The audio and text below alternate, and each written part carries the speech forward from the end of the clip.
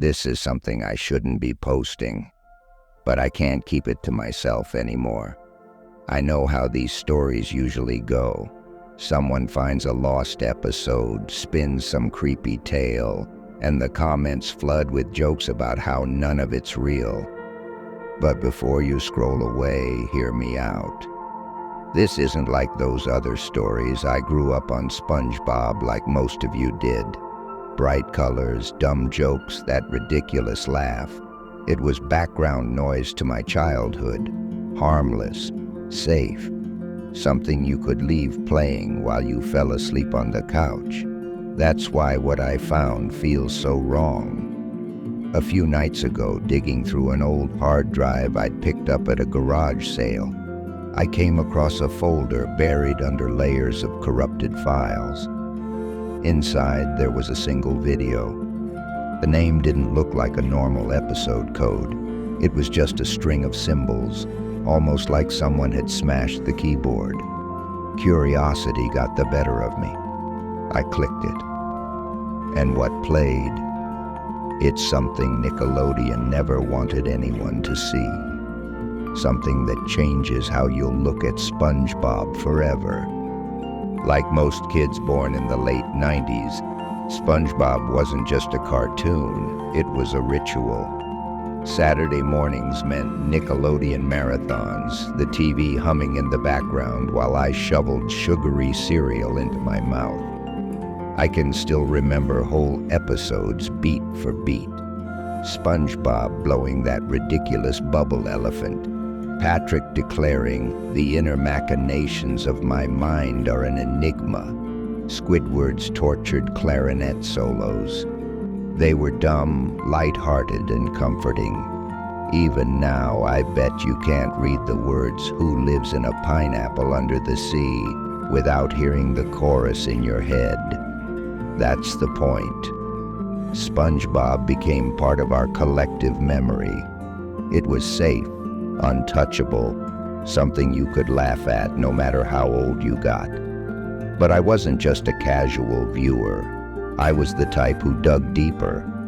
I lurked on lost media forums, scrolled through endless Creepypasta threads, and even joined our Lost Episodes years ago, chasing down rumors about hidden tapes or unaired pilots. 99% of the time it was fake. But that 1%, that's what I lived for. And that's when I found something I wish I hadn't. Something Nickelodeon buried so deep you were never supposed to see it. The file wasn't tucked neatly into a labeled folder. It was buried 3 directories deep, inside something called archive_old_1999, hidden under layers of corrupted junk. Most of the files wouldn't even open, just fragments of half-loaded images or static-filled audio clips.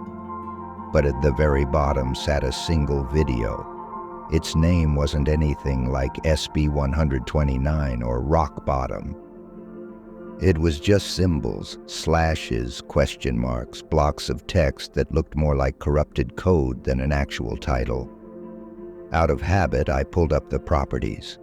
The creation date was wrong, set decades before SpongeBob ever aired. The last modified time kept flickering like it was updating itself every second. Stranger still, the runtime didn't match any known episode. SpongeBob episodes were usually around 11 minutes. This one stretched over 23, almost double. I hesitated. I knew better than to dive straight into something like this.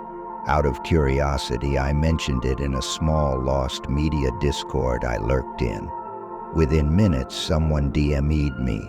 "Stranger, don't watch it, seriously." I tried asking why, but they logged off before answering. Their account disappeared entirely from the server like it had never existed. That should have been enough to stop me, but the warning only made me more curious. My stomach churned as I hovered my cursor over the file. I kept telling myself, it's just a cartoon. What's the worst that could happen? Then, against every instinct I had, I pressed play. At first, it looked almost normal. The screen faded in with the familiar underwater flute, bubbles rising across the frame. The classic "Are you ready, kids?" rang out, but it was wrong. The voice was warped, pitched too low, like someone had dragged a finger down a record player. When the chorus answered, it wasn't a crowd of children. It was one flat voice, repeating the line in a lifeless monotone. The visuals rolled on just as I remembered. SpongeBob hopping out of his pineapple, Squidward scowling, Patrick laughing. Except the colors were muted, duller than they should have been, as if the ocean had been drained of light. The animation stuttered slightly, every movement a fraction too stiff. And the eyes. That's what caught me. None of the characters blinked. Their pupils didn't even track with their faces, just blank black dots staring straight ahead. There was no laugh track, no whimsical sound effects, just the hollow theme playing, echoing like it was being piped through a tunnel. I almost closed the file right there. I told myself it was just a corrupted rip, nothing more. But something about it pulled me in, because what I saw after that still haunts me to this day. After the warped intro, the episode plunged into something I didn't recognize. Bikini Bottom was empty. The streets I'd memorized from childhood were silent. No sign of Jellyfish Field's usual chaos, no seagulls or distant music. SpongeBob walked through the town alone, his movements jerky, mechanical, like a puppet being dragged by invisible strings. He turned to face the camera and didn't look away. Not for a second, just stared, blank eyes locked on the screen as if they were staring straight at me. The cheerful background music had vanished entirely. In its place there was static, soft at first, like white noise on an old radio. And beneath it, almost imperceptible, I thought I heard whispers, names, murmurs, and then my own. I froze, I swear. I heard my own name whispered in the static. The other characters appeared briefly, each more unsettling than the last. Patrick sat in a corner, unmoving, expressionless. Squidward stepped forward, voice flat, emotionless. Squidward, monotone. We can't keep pretending. The scene lingered far longer than any normal episode would. Frames repeated, subtle distortions crawling along the edges of the screen. Shadows twisted unnaturally across the buildings, and I caught fleeting flashes of figures I didn't recognize. Faces pressed against windows, mouths opening silently. I realized then that this wasn't a normal lost episode. Nickelodeon never wanted this to exist, and the more I watched, the more I understood why. Each second, each frame seemed deliberately designed to make me question not just the world on screen, but my own perception. And the worst part? I couldn't look away. Curiosity rooted me in place as the horror unfolded. Then it happened, the part I can't unsee. SpongeBob's face began to warp. Slowly, almost imperceptibly at first, the familiar round eyes and wide grin blurred and glitched, his features dissolving into static, like an old television struggling to hold a signal. The background flickered too, looping impossibly. A single rock in Goo Lagoon would stretch and twist, appearing on the left side of the screen, then the right, then behind SpongeBob, in ways that made no sense. Every frame carried some new, unsettling detail. Title cards appeared mid-scene, showing names I recognized, some from lost media forums, others from usernames I'd seen months ago online. My heart raced. It was as if the episode wasn't just a show, but a reflection of the internet itself, a catalog of people who'd stumbled too close. And then I saw it, my own desktop reflected in the corner of the frame, as if the cartoon knew where I was watching. My icons, my open folders, the cursor frozen over the video file itself. I gasped and leaned back, but I couldn't stop looking. The contrast between what SpongeBob was, the bright, silly, harmless sponge, and what I was seeing now, a monstrous, twisting, impossible distortion, was unbearable. Every familiar laugh, every gag had been stripped away, leaving only the uncanny, the wrong, the deeply, horrifyingly not right. I wanted to close the file, I tried. But curiosity, that foolish compulsion, wouldn't let me. And if I stop here, you'll never know what Nickelodeon buried. But you'll sleep better. The episode ended as abruptly as it began. One moment, SpongeBob was frozen mid-glitch. The next, the screen went black. I blinked, hoping it was just a freeze, but the computer groaned, the hard drive whirring in protest, then crashed entirely. When I restarted it, the file was gone, or so I thought. By the next morning, the file had returned.